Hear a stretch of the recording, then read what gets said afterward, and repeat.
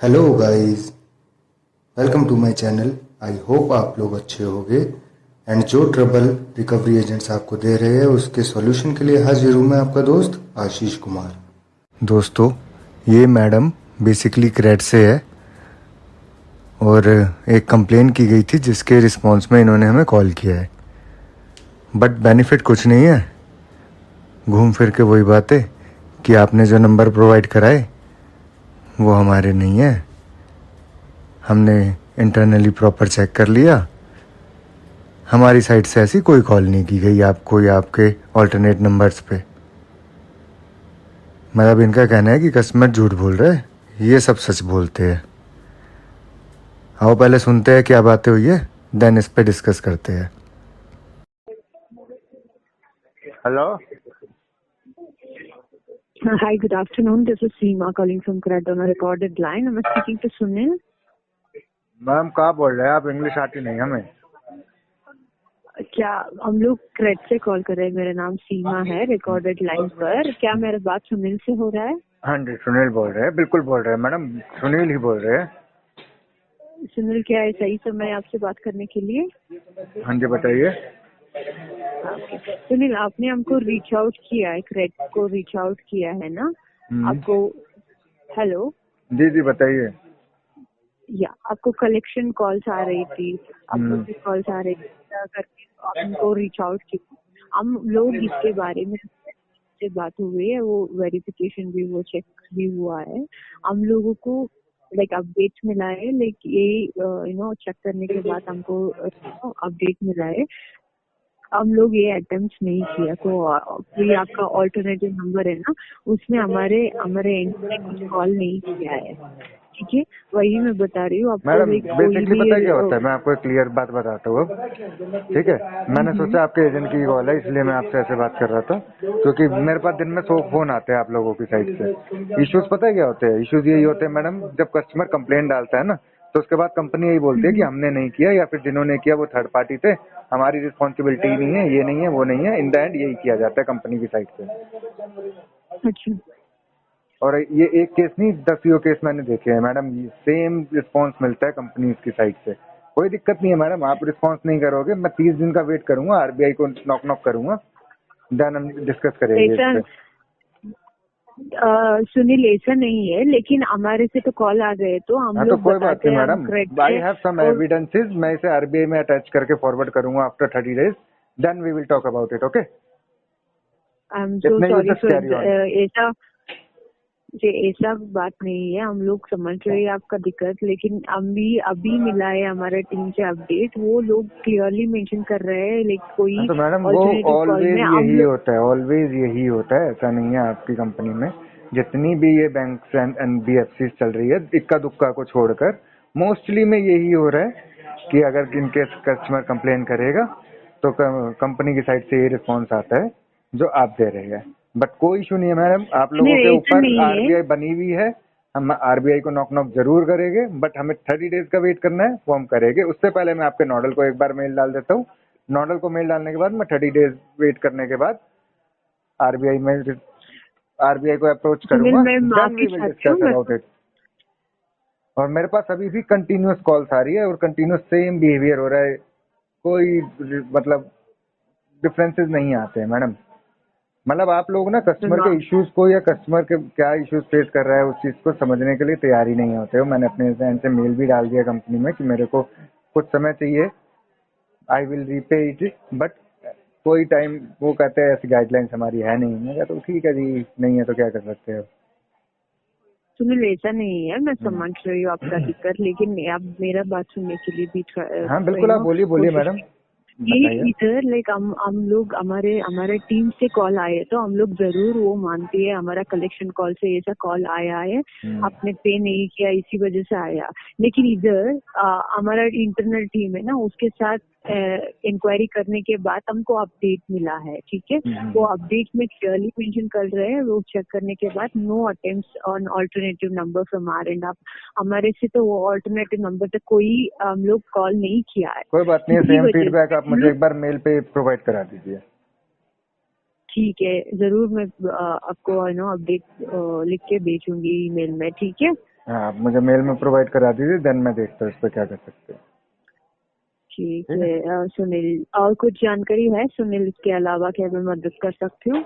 नहीं मैडम, जानकारी के लिए तो अभी आप वेट करिए, जब ठीक, आगे फर्दर मैं जरूर इसमें मैं अपडेट कंप्लेंट पे करूंगी। फॉरवर्ड करूंगा, तब हम तो अगेन डिस्कस करेंगे। आपका गुड नेम क्या बताया आपने?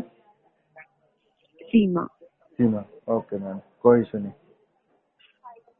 और कुछ जानकारी है सुनील, इसके अलावा क्या मैं मदद कर सकती हूँ आपको? मदद मैडम ये है कि मुझे इसमें थोड़ा सा समय चाहिए, अगर आप उतने टाइम के लिए स्टॉप फॉलो लगा सकते हैं तो लगवा दीजिए, नहीं तो कोई बात नहीं, मैं कॉल हैंडल कर ही रहा हूँ।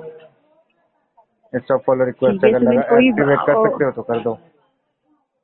और कुछ जानकारी है तो सुनील, आप हमको सपोर्ट सेक्शन में रीच कर सकते हैं। मैं माफी चाहती हूँ फिर से, लेकिन ये क्लियरली अपडेट मिला है, हमारे टीम से कॉल नहीं आई है आपका आपने उसके अल्टरनेटिव बारे में नंबर नहीं से। बताया मुझे, जो मैंने आपसे अभी रिक्वेस्ट की स्टॉप फॉलो के लिए। सॉरी, स्टॉप फॉलो के लिए जो मैंने आपको रिक्वेस्ट की, उसका आपने रिस्पॉन्स नहीं किया मुझे, उसका रिप्लाई नहीं किया, यस और किसका नो। बारे में? किसका बारे में? जो मैंने अभी आपको कहा ना कि मुझे जैसे थोड़ा समय चाहिए इसे रीपे करने के लिए, तो इतने टाइम तक अगर आप इस पे stop follow Sunil, request activate कर सकते हो। उसके बारे में हमारा तो EMI हॉलीडेज नहीं है, इसी वजह से आपको कॉल्स आ रहे हैं। आप प्लीज टाइम पे EMI पे करने के लिए प्लीज कोशिश टाइम पे EMI कीजिए, पे ठीक है? करने की जैसे और कस्टमर कोशिश नहीं कर रहा है मैडम, कस्टमर अपनी तरफ से नहीं लगा हुआ। अगर कोई सडनली इश्यूज आ जाते हैं ना, तो उसमें आई होप कि शायद कंपनी को थोड़ा बहुत समझना चाहिए, लेकिन कंपनी समझती नहीं है। अगर कंपनी टाइम दे देना मैडम यहाँ पे कस्टमर को, तो कस्टमर डेफिनेटली इसे रीपे कर देगा। लेकिन जो कंपनी टाइम नहीं देती और ये कलेक्शन एजेंट्स को आप छोड़ देते हो ना पीछे, उसी की वजह से आपके केसेस खराब होते हैं और बाद में ये केसेस IWTC हो जाते हैं। मैं माफी चाहती हूँ, और जब लेकिन तक फिर आपने IWTC रिजॉल्व नहीं होता है, और उसके बाद कस्टमर इंटेंशन बना लेता है कि मैं पे ही नहीं करूंगा, और फिर बाद में आप लोगों को सेटलमेंट की तरफ जाना पड़ता है। अगर आप मैं समझ कस्टमर को रही हूँ थोड़ा सा आपका। देर से 2 महीने का 3 महीने का समय दोगे ना, तो कस्टमर ऑटोमेटिकली मैडम जैसे ही उसकी सिचुएशन दोबारा से ठीक होएगी, वो रीपे करना शुरू कर देगा। कोई नहीं चाहता कि उसके सिविल खराब इम्पैक्ट होए या फिर चीजें खराब होए कंपनीज के साथ। कोई भी मतलब ऐसा इंटेंशनली तो आई डोंट थिंक सो कोई करता होगा, राइट? मैं माफी चाहती हूँ, अनफॉर्चुनेटली हमारा तो EMI हॉलीडे नहीं है, इसीलिए आप जल्दी की जल्दी EMI पे कीजिए, नहीं तो आपका सिबिल भी इफेक्ट होगा और आपका कॉल्स भी स्टॉप नहीं होगा। कोई बात नहीं मैडम, आई विल हैंडल मैं दैट। रिक्वेस्ट। अब मैं सीख गया हूँ, आप लोगों ने सिखा दिया मुझे बहुत कुछ कि कैसे हैंडल करना है। डोंट ठीक है worry Sunil about ji, it. और कुछ जानकारी है तो नहीं हमको कोई इशू सपोर्ट नहीं, सेक्शन में मैं एक रीच बार कीजिए, ठीक है? सपोर्ट में नहीं मैडम, अब नॉडल पे बात करेंगे हम, ठीक है? Thank you so much. ठीक है, आप तो मुझे एक बार वो मेल थैंक रिटर्न यू। में प्रोवाइड करा दीजिएगा, और रेफरेंस नंबर मुझे एक बार जरूर। प्रोवाइड करा दीजिएगा, जो रेफरेंस नंबर था इस केस का, जो मैंने कंप्लेन की थी, इस कंप्लेन का कौन सा? रेफरेंस नंबर थोड़ा सा मेरे लिए सुटेबल रहेगा, वो हेल्पफुल रहेगा। क्या? आई एम सो सॉरी, कौन सा नंबर पूछा है आप? कंप्लेन का जो रेफरेंस नंबर होता है ना, जो मैंने मेल की थी, तो उसमें एक रेफरेंस नंबर प्रोवाइड किया जाता है ना, अगर आप वो मेल में मुझे एक बार दोबारा प्रोवाइड करा देंगे तो थोड़ा सा मेरे लिए कन्वीनियंट हो जाएगा। कौन से नंबर के बारे में आप बात कर रहे हैं? कंप्लेन जो मैंने फॉरवर्ड की है, उस कंप्लेन पे रेफरेंस नंबर जनरेट करती है ना कंपनी, कंप्लेन नंबर या रेफरेंस नंबर। सुनील, मेरे को समझ में नहीं आ रहा है आप कौन सा नंबर के बारे में चलिए पूछ कोई रहे हैं। बात नहीं, लेट इट गो। ठीक है सुनील जी, क्या आपका कॉल फीडबैक आईडी मैं ट्रांसफर कर सकती हूँ क्या? आपका इस no madam, thank call you. के बारे में फीडबैक। ठीक है Sunil ji, thank you so much. और कुछ जानकारी है तो हमको सपोर्ट सेक्शन में रीच कीजिए। Thank you okay, so much. Thanks a lot. तो सुना आपने दोस्तों, मैडम ने साफ साफ डिनाई कर दिया कि हमारी साइड से ये कॉल्स नहीं गई। अब यही होता है दोस्तों, जब भी कस्टमर कंप्लेन करते हैं तो ये लोग बोल देते हैं ये तो थर्ड पार्टी की तरफ से कॉल आई होगी, या हमारी तरफ से कॉल नहीं की गई है। ये उन्हें अपनी औलादे मानने से मना कर देते हैं। बट इसमें नुकसान सबसे ज़्यादा किसका होता है? कस्टमर का होता है। ये बैंक के NBFC कोई भी बहाना टिकाकर उन्हें एजेंट्स को बचा लेते हैं, इसलिए वो अपनी मनमानी करते रहते हैं, RBI की गाइडलाइंस की धज्जियाँ उड़ाते रहते हैं। क्योंकि रूल्स एंड रेगुलेशंस तोड़वाने में सबसे बड़ा हाथ इन बैंक और NBFCs का ही होता है। अगर ये सपोर्ट करेंगे तो रिकवरी एजेंट्स सर पे चढ़ेगी ही चढ़ेगी। बस इन्हीं चीज़ों को हमें ठीक करना है, और यही हमारा मोटिव है। और जब तक ये ठीक नहीं होएगी हम अपनी तरफ से काम करते जाएंगे और करते जाएंगे और इन लोगों के अगेंस्ट खड़े रहेंगे। बाकी अगर वीडियो इन्फॉर्मेटिव लगी हो और आपको कुछ सीखने को मिला हो तो वीडियो को लाइक करें, चैनल को सब्सक्राइब करें। अगर आप हमसे कांटेक्ट करना चाहते हो तो आप हमें व्हाट्सएप कर सकते हो। हमारा व्हाट्सएप नंबर है 9643068076। आप हमें मेल भी कर सकते हो। मेल आईडी है हमारी settlementexpert48@gmail.com।